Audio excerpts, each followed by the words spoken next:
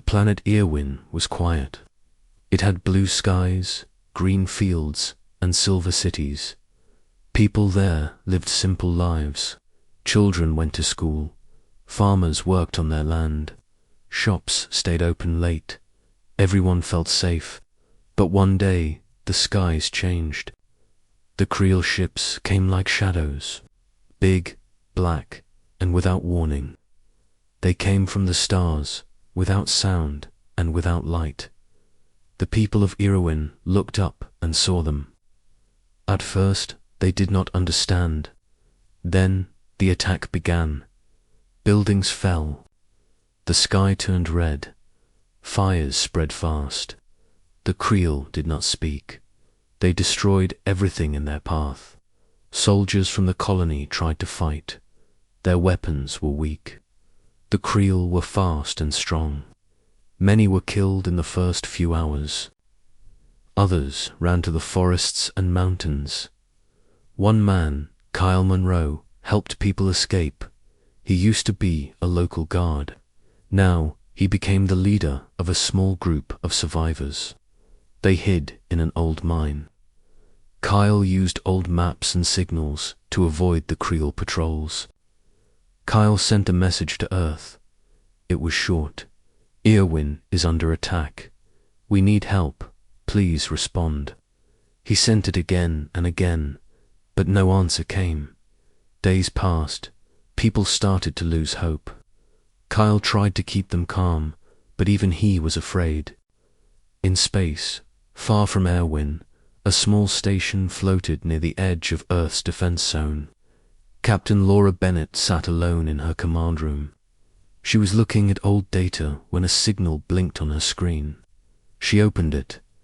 The message from Airwin appeared. It had come through a weak channel. Most others had ignored it. Laura did not. She looked at the signal again. She knew the place. Years ago, she had trained there. Laura stood up. She sent a message to Lunar Base, Earth's military command on the moon. The message said, "Distress signal from Airwin. Request permission to activate Titan Protocol." Lunar Base was silent at first. Then Admiral Connor Hayes replied. His face looked tired. His voice was calm. He said, "Permission granted. Wake the fleet." Under Earth's crust, deep in secret bays and hangars, ships began to wake. They were old, powerful, and hidden from the galaxy. Earth had stayed quiet for many years. People thought Earth was weak, but Earth had been watching and waiting. On Lunar Base, Admiral Hayes called his officers. Olivia Grant, Daniel Brooks, and others stood ready. They had trained for this moment. Their ships were still strong, their minds still sharp.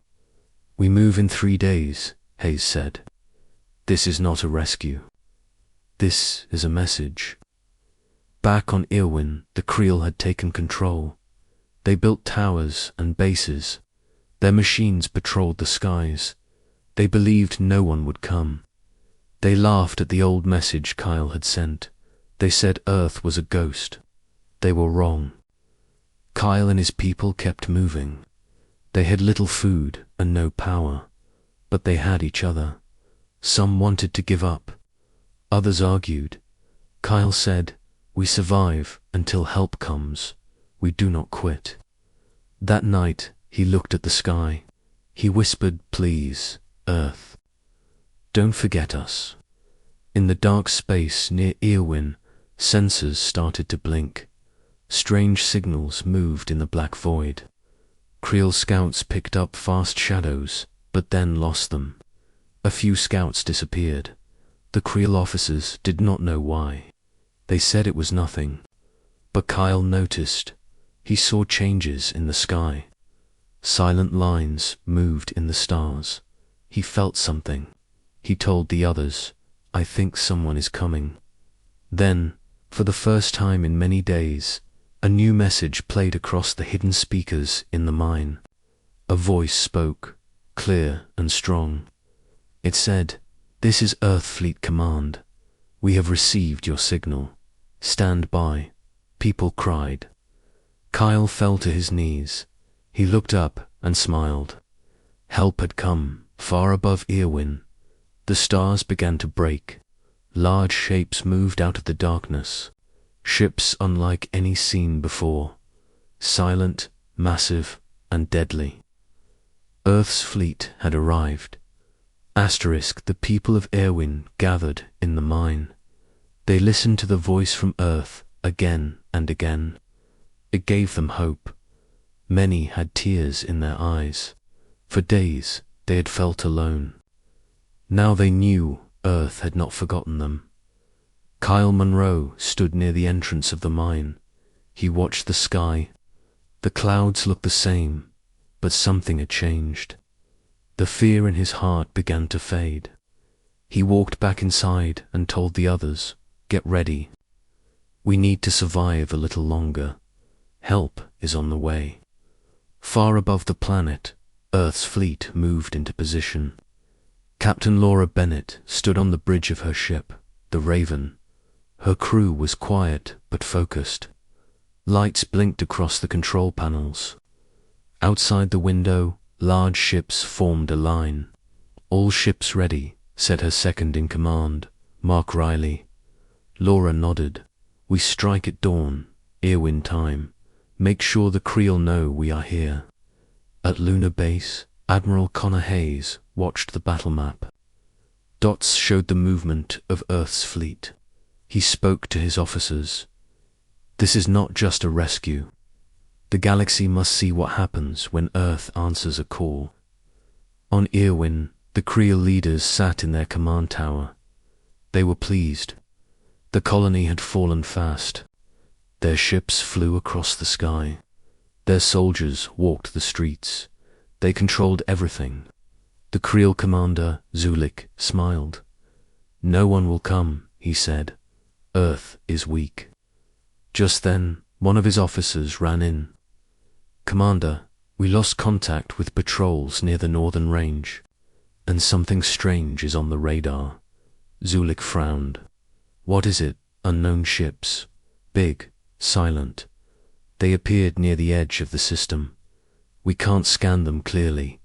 Zulik stood. "Send all scouts. I want full eyes on the skies." Kyle and his group stayed in the mine. They heard distant thunder. The ground shook a little. It was not a storm. It was something else. He looked at the radio. It buzzed with static. Then a voice came through. "Resistance team, this is Earth Command. Please respond." Kyle grabbed the mic. "This is Kyle Monroe. We are alive. Hold position. Help is near. Keep low and stay hidden until we clear the sky." Kyle smiled. "Understood. We are ready." High above, the first shots were fired. Earth's ships moved fast. They did not wait. The Raven opened fire with rail cannons. Bright light cut through the black sky. A Creel frigate exploded. The Creel fleet tried to respond, but Earth's ships were too fast. The battleship Orion fired from orbit. Creel fighters flew in every direction. Many were destroyed before they could shoot. Captain Laura gave the next command. "Drop units, clean the ground." From Earth's ships, dark shapes fell toward the surface. Trooplanders. Inside them, soldiers prepared for battle. Each one wore advanced armor and carried smart weapons. They had trained for this moment for years. One lander touched down near the old city ruins. Commander Olivia Grant led her unit out. She moved quickly, scanning the area. Creel troops came into view. Olivia gave the signal. Her team attacked. The battle was fast. Earth's soldiers used precision. They took control of key points. They helped civilians escape. They moved with speed the Creel had never seen. In the Creel tower, alarms rang. Zulik watched the battle reports. His face turned pale. "This is not possible. Earth is not supposed to have this power." One of his officers shouted, "We are losing control. Their ships are everywhere." Zulik growled, "We fight to the end." No retreat, but his words did not stop the fall. In less than an hour, half the Creel fleet was gone. Earth's ships moved like shadows. One by one, enemy bases were destroyed. Kyle and his group saw the lights in the sky. They saw Earth's ships land in the distance. People began to cheer. Children laughed. Kyle looked at the sky and whispered, "They came." Soon, Earth's soldiers reached the mine. Olivia Grant stepped forward. She saw the people and spoke calmly. "You are safe now. We are taking you home." Kyle walked up to her. "Thank you. We never stopped hoping." Olivia smiled. Earth never turns away. As night fell, the last Creel ship was shot down. The sky over Airwin was quiet again. Fires stopped. Smoke faded. Earth's flag was raised over the city ruins. Admiral Hayes sent a message across the stars. "Let all hear this. Earth protects its own." And so, the rescue became a warning. Earth had not been sleeping. It had been watching. And when the time came, it moved like thunder. The people of Airwin would never forget. And the Creel would never forget what they saw in the sky that day. The morning sun rose over Airwin. Smoke still came from some buildings, but the air was calm. Earth's soldiers moved through the streets. They cleared the last enemy traps and helped the people. Families came out of hiding. Many had not seen. Sunlight for days, Captain Laura Bennett stood outside her ship. The Raven, her boots touched the soil of Airwin for the first time in years. She looked around at the ruins. Her eyes were sharp, her voice calm. "We rebuild from here," she said to her team. Nearby, Kyle Monroe helped carry supplies. Earth's soldiers gave food, water, and medicine. Children followed them, wide-eyed and quiet. Kyle stopped and watched a group of soldiers repair an old radio tower. He felt proud but also tired. Commander Olivia Grant found Kyle. She handed him a datapad. "You've been asked to speak with Admiral Hayes," she said. Kyle raised an eyebrow. "Me? You kept the people alive. You sent the message. The Admiral wants to thank you himself." A few hours later, Kyle sat in front of a screen in a clean tent. The face of Admiral Hayes appeared. He looked strong and serious. "Mr. Monroe," Hayes said, "Earth owes you. Because of your courage, many lives were saved." Kyle nodded. "We did what we had to do. Thank you for coming." Hayes leaned closer. "This was more than a rescue. The galaxy will see this. They will remember, but we have more to do. The Creel will not stop. We must show strength." Kyle sat in silence for a moment. Then he said, "If there's anything I can do, I will." "Good," said Hayes. "We will need voices like yours." At the same time, the Creel survivors ran to the edges of the system. Their ships were broken, their forces lost. Commander Zulik sat. In the dark of his escape craft, his body was wounded, and his pride was gone. He sent a message to the Creel High Command. "Airwin is lost. Earth has returned. Their power is far greater than we believed." The reply was cold. "Return for judgment." Zulik shut off the screen. He looked out the window into the stars. He knew fear now, a fear he never thought he would feel. Earth had changed everything. In the main city of Airwin, rebuilding had begun. Earth engineers worked with locals. Drones cleaned streets and fixed buildings. Mobile power stations lit up the nights. One evening, Kyle joined Captain Laura on a rooftop. They watched the lights below. "It's strange," Kyle said. So much pain, but now so much hope. Laura nodded. That's what Earth brings. We never wanted war, but we don't run from it.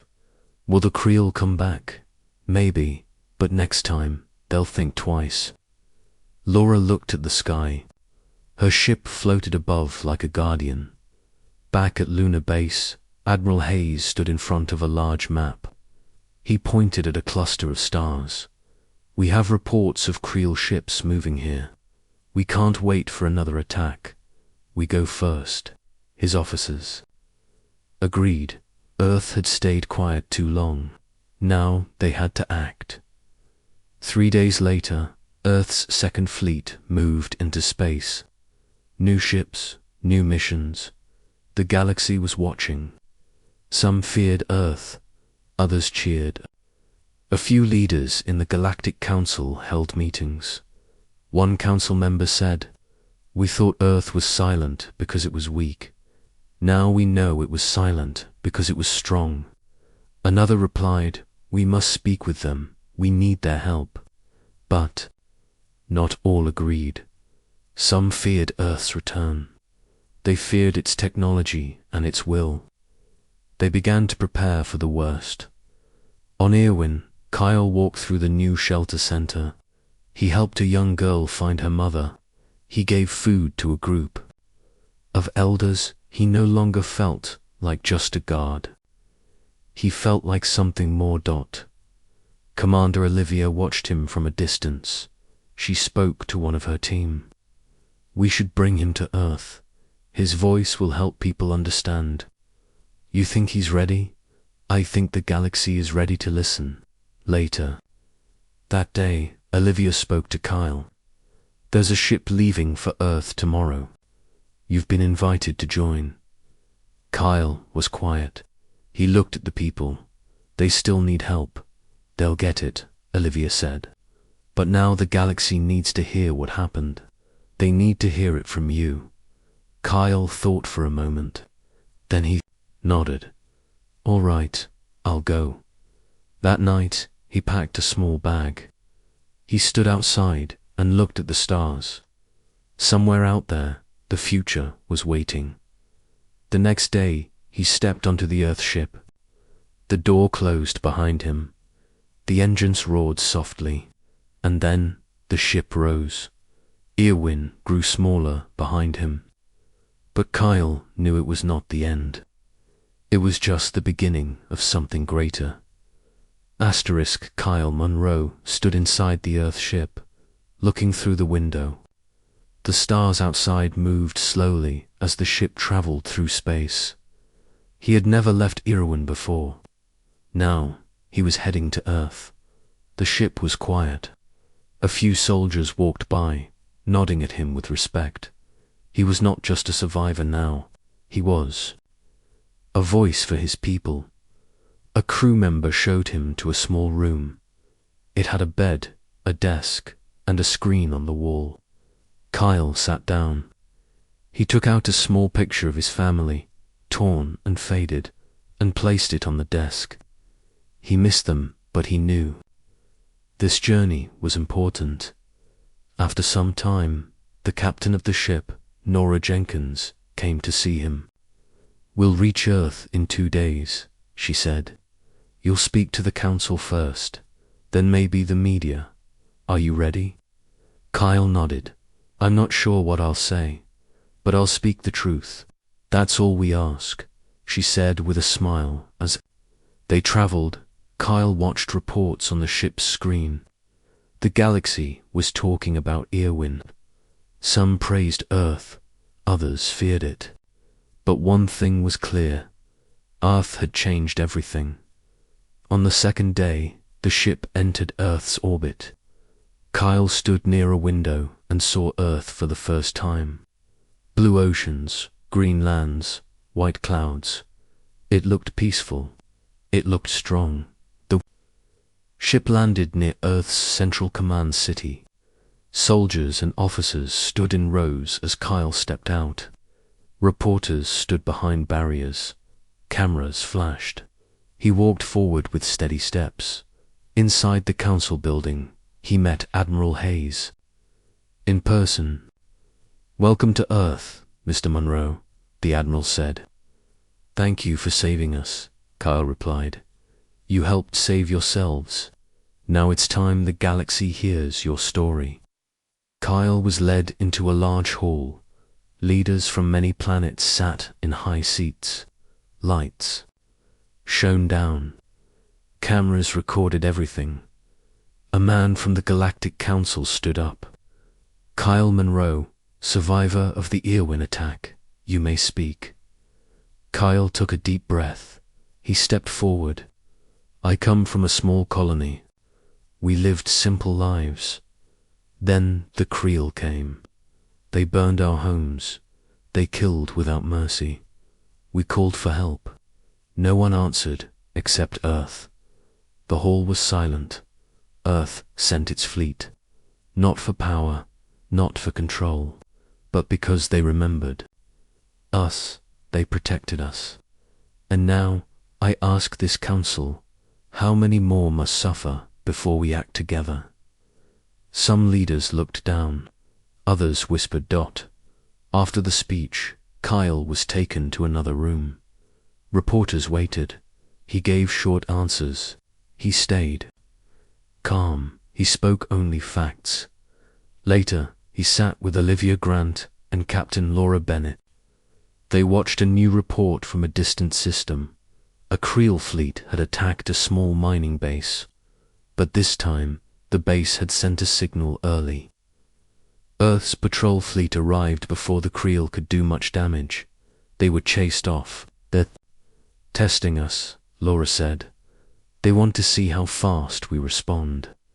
"Then we must be faster," Olivia added. Admiral Hayes called a meeting that night. Kyle was invited. "We're forming a new task force," Hayes said. "It will patrol deep space, protect colonies, show presence.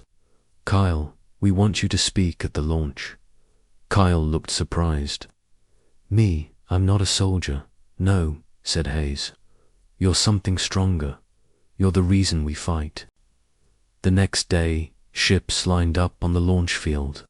New models, fast and strong. Pilots stood ready. Kyle gave his short speech. "These ships are not just machines. They are hope. They are promise. Let no one feel forgotten again." The task force left Earth with speed and power. The galaxy watched. In secret, the Creel leaders met. They argued, "Earth grows too strong. We must act now." "No, we must wait." One leader said, "Let them believe they are safe. Then we strike where they do not expect." The Creel began to build new weapons. They searched for allies in the dark corners of the galaxy, but they also feared. Earth had surprised them once. They did not want it to happen again. Meanwhile, Kyle returned to Airwin for a short visit.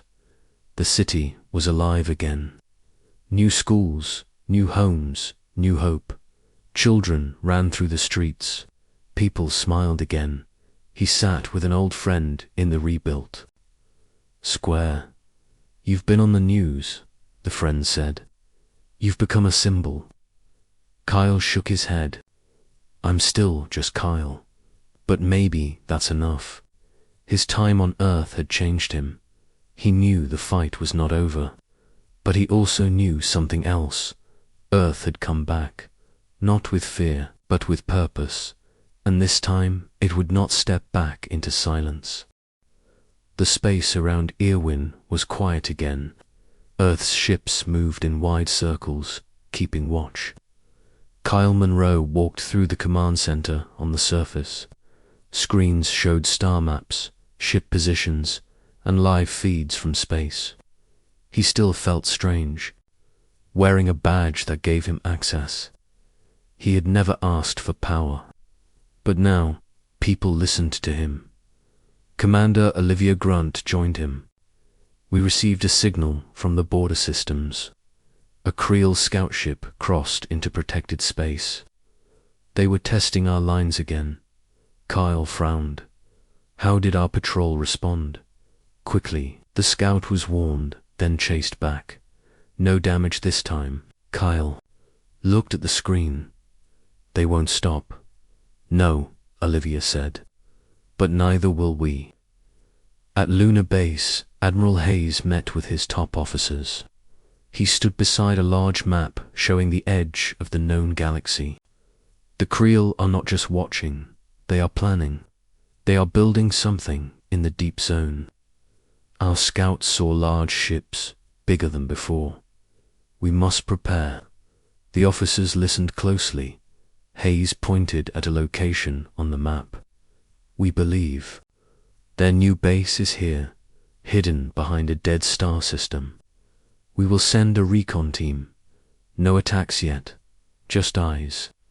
Back on Earth, people started to worry. News showed images of Creel movements. Some feared another war. Others believed Earth was too strong to be touched. But in the skies, Earth's fleet trained harder.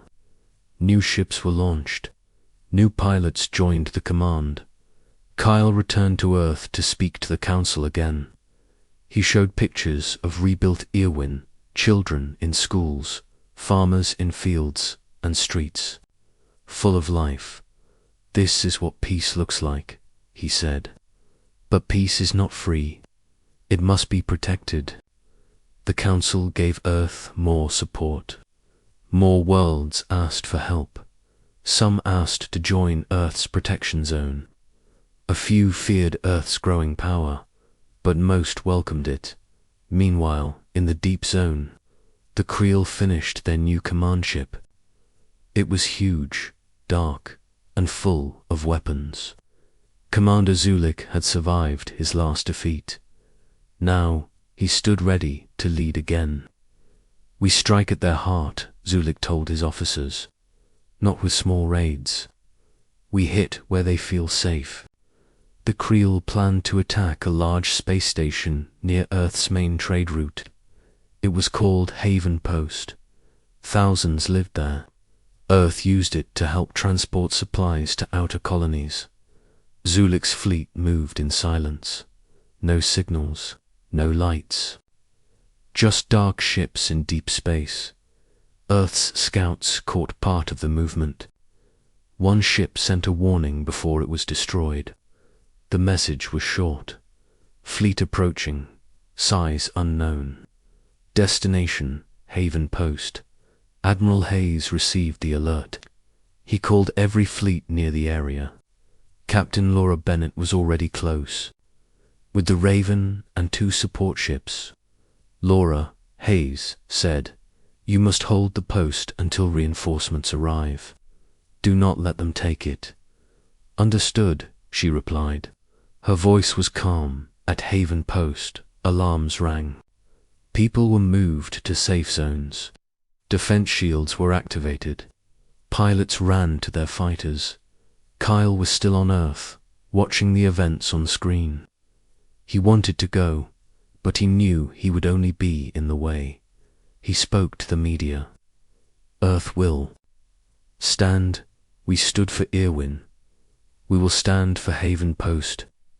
In space, the Creel fleet arrived. Dozens of ships, all armed and ready. The Raven stood between them and the station. Laura sent a message. "This is Captain Bennett of Earth Fleet. Turn around or face the consequences." Zulik replied, his face cold. "You are outnumbered. Leave or be destroyed." Laura didn't move. "We are Earth. We don't run." The battle began. Missiles lit the sky. Lasers cut through darkness. The Raven took several hits but kept fighting. Earth's fighters moved fast, striking weak points. One Creel cruiser exploded, then another. But the enemy was strong. The station's shields started to fail. Fires broke out in one section. Medical teams worked fast. Just when it seemed too much, Earth's second fleet arrived. Admiral Hayes had sent every fast ship he had. The new ships hit the Creel from the side. The battle turned. Creel ships broke formation. Zulik's command. Ship was hit by multiple blasts. He gave the order to retreat. "We live to fight again," he shouted. But Earth's ships followed. They chased the Creel out of the sector. The battle for Haven Post was over. Kyle watched the reports come in. The station was damaged, but still standing. Casualties were low. Earth had won again. Later, he met with Admiral Hayes. "We can't just wait anymore," Kyle said. "We need to find where the Creel are hiding. We need to end this." Hayes nodded. "I agree. We are planning a deep strike. We want you with us. Not to fight, but to see, to tell others." Kyle agreed. He knew this was not just about war. It was about truth. The galaxy needed to see Earth's strength. But more than that, it needed to see Earth's heart. The fleet would leave in 5 days. It would go where few had gone before, deep into Creel space. The mission was simple. Show the Creel that Earth does not hide, and remind the galaxy that Earth protects not with fear, but with fire and hope. The Earth fleet moved through deep space. Stars were distant, and the sky was dark. The ships flew in perfect order. Engines hummed quietly. No music played. No one spoke unless needed. It was a mission of focus. Kyle Monroe stood on the deck of the command ship Horizon. He wore a black suit marked with the Earth emblem. He was not a soldier, but he was now a part of the crew. He watched as the stars passed slowly by the wide windows. Captain Laura Bennett walked in. She looked at the screen, then at Kyle. "You doing all right?" she asked. "Yes," Kyle said. "Just thinking, we're really going into Creel space." "Yes," Laura said. "And we are ready." Kyle nodded. "They'll be waiting." "They can wait all they want," Laura replied. "We are not coming to hide. We are coming to show them who we are." Back on Earth, Admiral Hayes monitored the fleet's progress. Every ship was tracked. Every update was logged. He knew the risks, but he also knew the need.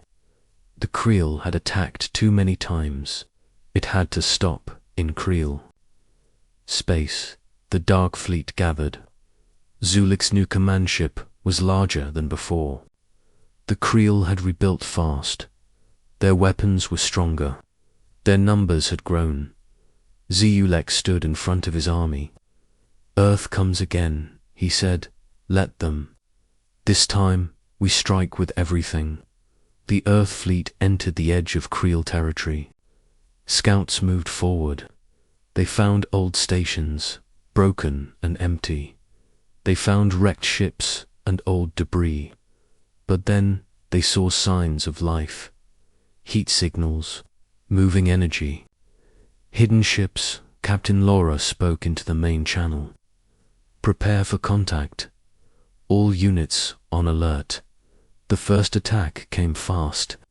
Creel fighters jumped out of a hidden gate. They fired at the scouts. Earth's defense ships moved in and shot them down. "They're close," Olivia Grant said. She stood beside Kyle, watching the screens. Kyle asked, "Why didn't they use everything at once?" "They're testing us," Olivia said, "trying to pull us in." But Earth was not new to this. They had planned for traps. The main fleet moved into a wider formation. They scanned the area carefully. Then the Creel fleet appeared. Dozens of ships, big and dark, waiting. Zulik's voice came through the channel. "You should not have come here," Captain Laura answered. "We go where we must. We protect what is ours." The sky lit up. Missiles, lasers, and energy blasts filled space. The battle began. Kyle stayed inside the Horizon's control center. He watched officers work with calm hands. They gave commands, checked data, and adjusted. Shields. The ship shook once as it was hit, but it held strong. Laura gave her orders fast. Left wing, push forward. Right side, flank. Focus fire on their heavy ships. The Raven cut through to Creel cruisers. The Orion used its long-range cannon to destroy enemy support. Earth fighters moved fast and sharp. Their pilots had trained for this moment, but the Creel were fierce. They hit back hard. Earth lost 3 ships in the first hour. Alarms rang. Fire crews worked fast. Still, the fleet held the line. Zulik's command ship moved toward the center. He wanted to break Earth's formation, but Olivia saw it coming. "Move the Horizon and block their path," she told the captain. Kyle looked at her. "That's risky, yes," she said, "but it's the only way." The Horizon moved between the Creel ship and the rest of the fleet. It took heavy fire. Shields dropped. Power systems flickered, but it held. Then, from behind, Earth's backup squadron arrived. Reinforcements sent by Admiral Hayes. They came in fast and hit the Creel from the back. The Creel formation broke. Ships began to scatter. "Push forward," Laura ordered. "End this now." The Earth fleet moved like a storm. Zulik's command ship was surrounded. Fire came from every side. He looked at the damage reports and knew he was finished. "Retreat," he shouted. "Fall back now." But Earth didn't stop. They hit hard. They made sure the Creel would remember this day. When the last Creel ship jumped away, silence returned. The stars were quiet again. The battlefield was full of broken ships and floating metal. Earth had won. Kyle stood beside Olivia. "It's over, for now," she said. "But they won't forget, and neither will we." Later, the fleet returned to Earth. Space, the ships were tired, but the crews were proud. On Earth, people celebrated. Messages of thanks came from every colony. Kyle gave one final speech. "We did not come to destroy. We came to protect. Earth stands not as a ruler, but as a shield. Let this be the start of a future where no one stands alone." Admiral Hayes spoke next. "Let the galaxy know. Earth watches. Earth moves. And when needed, Earth comes."